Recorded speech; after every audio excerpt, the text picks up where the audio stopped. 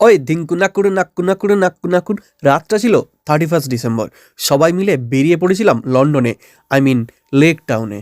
ওখানে সেই সুন্দর ঘড়ি দেখতে দেখতে আমরা চলে গিয়েছিলাম কাশ্মীরে, সেই আইসগোলায়। আই মিন ওখানেই তৈরি হয়েছিল এইগুলো, যেগুলোর হাত ভেঙে দিয়েছিল। তারপরে দেখলাম তারাগুলো যেন নিচে নেমে চলে এসছে। সেই তারার নিচে দিয়ে হাঁটতে হাঁটতে দেখলাম একটা পরী। তারপর সেখানে গিয়ে দেখলাম অনেকগুলো ক্রিসমাস ট্রি। যে ক্রিসমাস ট্রিগুলোকে ছাল ছাড়িয়ে নুন মাখিয়ে দেখা হলো স্যান্টার সাথে। স্যান্টা বলে চলো গাড়ি করে তোমাদেরকে খাবার দোকানে নিয়ে গেলাম। তো সেখানে খাবার খেয়ে নিলাম, দিয়ে দেখতে গেলাম সার্কাস। তারপর দেখলাম অনেকগুলো মেয়ে খুব সুচেছে, তারা যাবে মেলায়। মেলাতে দেখছি তো অনেকে নাচানাচি করছে, ভেঙে ফেলছে সব কিছু, এবং সব কিছু চারিদিকে যেন ঘুরছে, সেই দিকে বর্মন করে আমরা মাথা ঘুরতে ঘুরতে চলে এলাম রাস্তায়। একটা বাস এসে আমাদেরকে রাস্তা থেকে তুলে ফেলে দিল একটা ক্লাবের মধ্যে। তবে ঢুকেই সানটা আমাদেরকে ওয়েলকাম জানালো। তারপরে আমরা সবাই মিলে একসাথে বসে পড়লাম বিশাল ফুলের বাগানের মধ্যে। সেখানে ধরে খাবার অপেক্ষা করতে করতে ডিজে বাবু বললো চলায়, এখানে ভীষণ সুন্দর গান চালানো হচ্ছে, সাজানো হচ্ছে, এবার তোমরা নাচো। তারপর শরীরের সব অঙ্গ প্রত্যঙ্গ, হাত পা মাথা মুন্ডু যা আছে সব হাত বাঁকিয়ে জম্বির মতো নাচতে শুরু করলাম।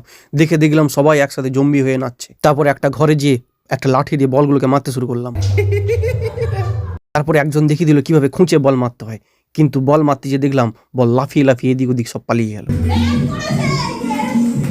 আমরা সারাক্ষণ বল নিয়ে মারামারি করছে দেখে ওখানে লোকেরা আমাদেরকে বাইরে বের করে দিল। আমরাও রেগে গিয়ে ওদেরকে বলে দিলাম happy new year. Happy new year, happy new year, happy new year.